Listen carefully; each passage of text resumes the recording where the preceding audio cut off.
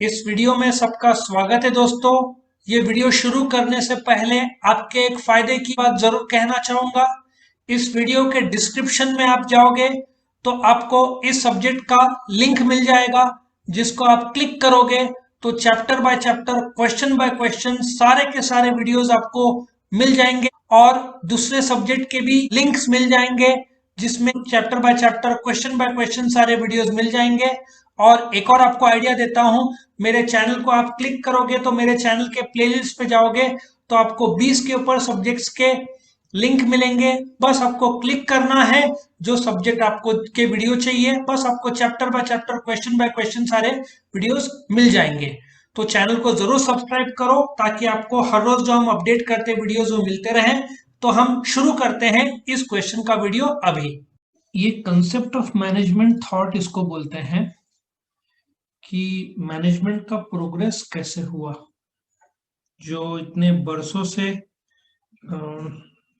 Management चला आ रहा है। इफ यू ऑब्जर्व, पिछले जो मैनेजमेंट में जबरदस्त बदलाव हुआ है वो पिछले 100 साल में हुआ है। उसके पहले भी था। यदि हजारों साल पहले देखेगा तो कुछ लोग को क्रेडिट दिया जाता है बदलाव लाने के लिए। एक तो चाइनीज को दिया जाता है, एक बैबिलोनियंस को दिया जाता है, इजिप्शियंस को दिया जाता है, ग्रीक को दिया जाता है, रोमन्स को दिया जाता है, हिंदू फिलोसोफर्स को दिया जाता है, और फिर 2000 साल पहले क्रिश्चियनिटी, जो जीसस का बोलते हैं ना, जो कैलेंडर जो बोलते हैं, इंग्लिश कैलेंडर। और मैनेजमेंट थॉट जो है, जो बदलाव है, वो देखा जाए तो मिलिट्री से शुरू हुआ, ऐसे बोलना चाहिए। स्टार्ट मिलिट्री से हुआ और फिर धीरे धीरे प्रोग्रेस होके वो इंडस्ट्रियल रेवोल्यूशन में आ गया। और फिर कुछ लोगों ने कंट्रीब्यूशन करना शुरू कर दिया। अभी जो टेलर है, ठीक है ना, ये जो इधर, ये जो फ्रेडरिक टेलर है तुमको, ये इसके पहले ये जो समय है देखा जाए ना, ये जो कंट्रीब्यूशन है ये 1880 से 1930 का है। इसके पहले जो है इसको प्री साइंटिफिक एरा बोलेंगे। ये प्री साइंटिफिक एरा मतलब हजारों साल से काफी लोगों ने जो कंट्रीब्यूट किया, उसमें रॉबर्ट ओवेन था, चार्ल्स बैबेज था। इन लोगों ने काफी कंट्रीब्यूशन किया। इन लोगों ने मैनेजमेंट को थोड़ा सिस्टमेटिक, बोलते ना, स्टडी शुरू किया बोलना चाहिए। इंडिया में भी इफ यू चेक आउट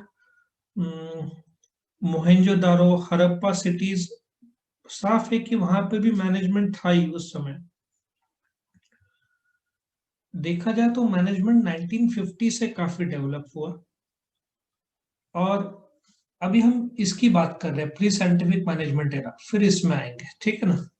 फिर रॉबर्ट ओवेन जो था, उन्होंने, बोलते ना, मैनेजमेंट कंसेप्ट काफी डेवलपमेंट किया प्री साइंटिफिक मैनेजमेंट एरा में। उन्होंने फॉर्मल थ्योरी ऑफ मैनेजमेंट तो नहीं दिया, लेकिन आज जो मैनेजर्स प्रैक्टिस करते हैं उसका बेसिक लेवल पे एक्सप्लेन किया। फिर FW टेलर आए, ठीक है ना, जो, या उसके पहले ब्यूरोक्रेटिक मैनेजमेंट आ गया।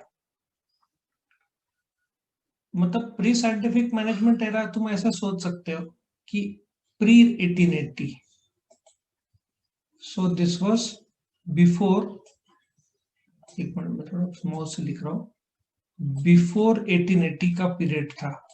जो भी चाइना और बोलते ना बैबिलोनियंस और इन लोगों ने जो वर्ल्ड में डेवलपमेंट किया प्री 1880। और फिर वो टाइम खत्म होता है क्योंकि 1880 में टेलीफोन आई थिंक 1875 में इन्वेंट हो चुका था। बल्ब आई थिंक 1859 में हो चुका था। ये टाइम में इंडस्ट्रियल रेवोल्यूशन स्टार्ट हो चुका था। लेकिन मेन बूस्टअप दिया 1880 के बाद। 1880 में तीन मेन थियरीज को माना गया। इसको ब्यूरोक्रेटिक अप्रोच बोलेंगे, साइंटिफिक अप्रोच बोलेंगे और एडमिनिस्ट्रेटिव अप्रोच बोलेंगे। जो ब्यूरोक्रेटिक अप्रोच था मैक्स वेबर का, उनका मानना था कि जैसे गवर्नमेंट के कायदे कानून है, मतलब everything should run by rules and regulations. Bureaucracy मतलब जो गवर्नमेंट चलता है जिस प्रकार से।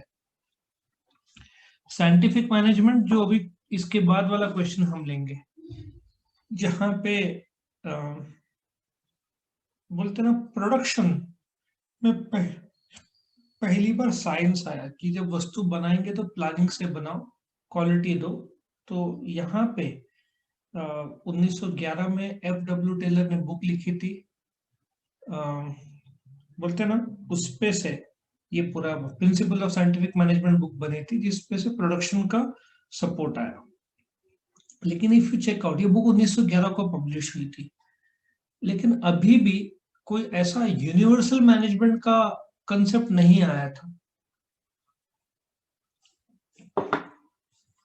बिट्स एंड पीसेस में था, अलग अलग लोग का मानना था, वर्कर्स को अच्छे तरीके से रखो, ऐसे सब मानना था यहाँ पे, लेकिन पूरे कंपनी का एज अ होल नहीं था। सो एडमिनिस्ट्रेटिव मैनेजमेंट आया, जो कंपनी एज अ होल की बात कर रहा था कि कंपनी को चलाने के लिए ये टेक्निक्स वापरो, जो कि हेनरी फेयल इसका मेन कंट्रीब्यूटर है। हर एक जगह पे कंट्रीब्यूटर बहुत सारे थे, बट इनको मेन कंट्रीब्यूटर कहा जाता है, ठीक है। तो हेनरी फेयल को फादर ऑफ एडमिनिस्ट्रेटिव मैनेजमेंट कहा जाता है, इनको फादर ऑफ साइंटिफिक मैनेजमेंट कहा जाता है। ये खत्म हुआ 1930 को। तो ये क्लासिकल थ्योरी या ट्रेडिशनल थ्योरी बोलते हैं, बट ये तीनों थ्योरी का जबरदस्त क्रिटिसाइज हुआ। इस थ्योरी का क्रिटिसाइज ऐसे हुआ कि इन्होंने थ्योरी तो बहुत बढ़िया दिया था तीनों ने मैनेजमेंट के तौर पर, लेकिन क्रिटिसाइज ऐसे हुआ कि इनको बोला कि तुम ह्यूमन को मशीन्स की तरह ट्रीट कर रहे हो। ह्यूमन सेंसिटिवनेस वर्कर के प्रति, हाँ साइंटिफिक मैनेजमेंट में वर्कर को पगार देने के लिए सिस्टम एस्टेब्लिश किए गए थे कि तुमको 100 वस्तु बनाने बोला, तुमने 83 वस्तु बनाया तो तुमको 100% पगार मिलेगा। मतलब वर्कर को तुम बोलते ना जैसे बैल को चलाते हैं, वैसे इन लोग तीनों को इल्जाम लगा कि तुम लोग ह्यूमैनिटी नहीं देख रहे हो। सो इसका जो क्रिटिसिज्म हुआ, उसके वजह से बिहेव ये आया, नियो क्लासिकल थ्योरी आया। पहली बार इंसान को इंपॉर्टेंस दिया गया। इंसान में बिहेवियरल साइंस अप्रोच, अगेन देखा जाए तो एल्टन मेयो ने एक्सपेरिमेंट किया था अमेरिका में 1924 से 32, जिसमें ये देखा जाए तो अप्रोच बना। बेसिकली ये ग्रुप अप्रोच था कि जो एक कंपनी में ग्रुप लोग जो काम करते हैं वो कैसे काम करते हैं, आउटपुट जो बढ़ता है वो विचारधारा था। लेकिन इसको भी क्रिटिसाइज किया गया। क्रिटिसाइज क्यों किया गया? इसमें इन तीनों का जो क्रिटिसिज्म था, तुम ह्यूमंस को मशीन और बोलते ना बैल की तरह सोचते हो।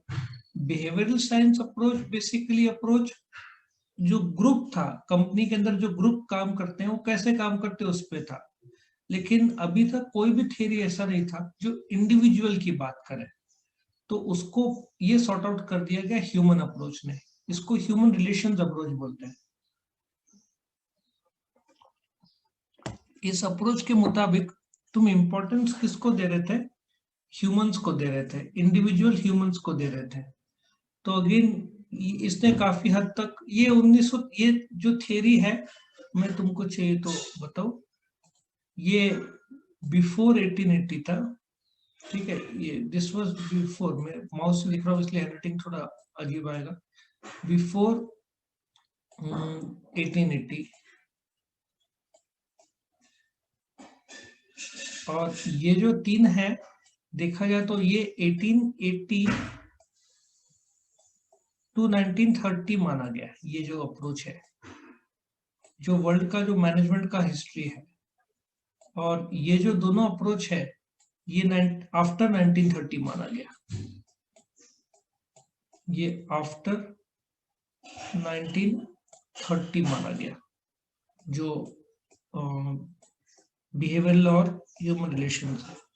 और ये जो है मॉडर्न अप्रोचेज है, रिसेंट जो बोलते हैं ना, ये तीनों रिसेंट अप्रोचेज है, ठीक है। इस प्रकार से मैनेजमेंट का डेवलप हुआ 1880 के पहले का, 1880 से 1930 का, 1930 से 1900 बोल सकते हैं, 60-70 बोल सकते हैं, और फिर ये तीनों का डेवलपमेंट हुआ। ठीक है, तो अगेन ये दो अप्रोच काफी थे, लेकिन बोलते हैं ना, वक्त बीतता गया, फिर मॉडर्न थ्योरी आ गया जिसमें स्टैटिस्टिक्स, क्वांटिटेटिव थ्योरी अप्लाई किया गया, स्टैटिस्टिक्स का स्ट्रक्चर्स ये सब अप्लाई किया गया। सिस्टम्स अप्रोच आया जिसमें बोलते हैं ना, मैनेजमेंट को एक सिस्टम का दर्जा दिया गया। जब एक सिस्टम की बात करते हैं तो एक इनपुट होगा, एक आउटपुट होगा सिस्टम में, बराबर है। What is the input? जैसे कि सेल्स डिपार्टमेंट ने बोला कि इतना वस्तु बेचना है, तो प्रोडक्शन डिपार्टमेंट को जो सेल्स डिपार्टमेंट का आउटपुट है कि दिसंबर में 1000 गाड़ियां बेचने हैं, वो जो आउटपुट है सेल्स डिपार्टमेंट का कि इतना बेचना है, प्रोडक्शन डिपार्टमेंट इनपुट लेगा कि वस्तु बनाना है। प्रोडक्शन डिपार्टमेंट को बनाने के लिए परचेज डिपार्टमेंट को रॉ मटेरियल खरीदना पड़ेगा। सो तुम्हारा जैसे घड़ी है या गाड़ी है, वो एक सिस्टम्स अप्रोच है। हर एक एक मिनट में, यहाँ मेरे पास पेन होगा तो मैं ड्रॉ करके बताता हूँ।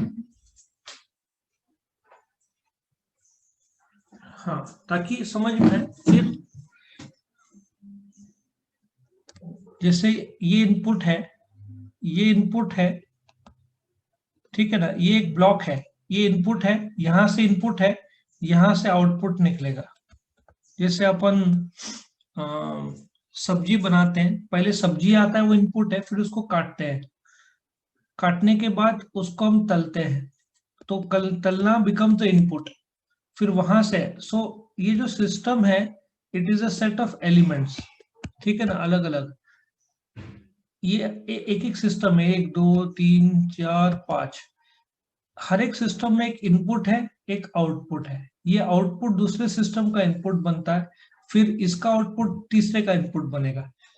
जैसे कि फॉर एग्जांपल शेंगदाना का तेल बनाना है, तो पहले क्या लगेगा, शेंगदाना प्रोसेस में वो इनपुट हो जाएगा, शेंगदाने को क्रश किया तो आउटपुट होगा, फिर उसको रिफाइन करेंगे, वो आउटपुट आएगा।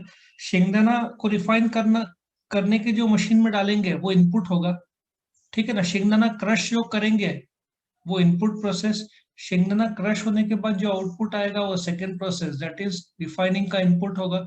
रिफाइनिंग प्रोसेस का जो आउटपुट है वो पैकिंग प्रोसेस का इनपुट होगा, पैकिंग करने के बाद वो आउटपुट है। सो समझा सिस्टम्स अप्रोच, ये एक अप्रोच था। और उससे भी मॉडर्न अप्रोच आया कंटिजेंसी, कि manager should behave as per the situation, जब सिचुएशन जैसा रहेगा वैसे behave, no two situations are the same. So based on the situation of management, yeah, the manager should behave. आया समझ में? क्लियर हुआ पार्ट? अच्छा, यहाँ पे ये जो प्री मैनेजमेंट एरा में एक शॉर्ट राइटअप है, उसके बारे में जस्ट मैं बता दूं कि 1880 तक था मैनेजमेंट। हजारों साल पहले मैंने बताया, चाइना इजिप्शियन पिरामिड्स की बात की, रॉबर्ट ओवन, चार्ल्स बेबेज, इन लोगों ने काफी कंट्रीब्यूशन किया। इंडस्ट्रियल रेवोल्यूशन देखा जाए तो उस टाइम में था। समझ में आया पार्ट पूरा, हिस्ट्री जो है ड्राइंग?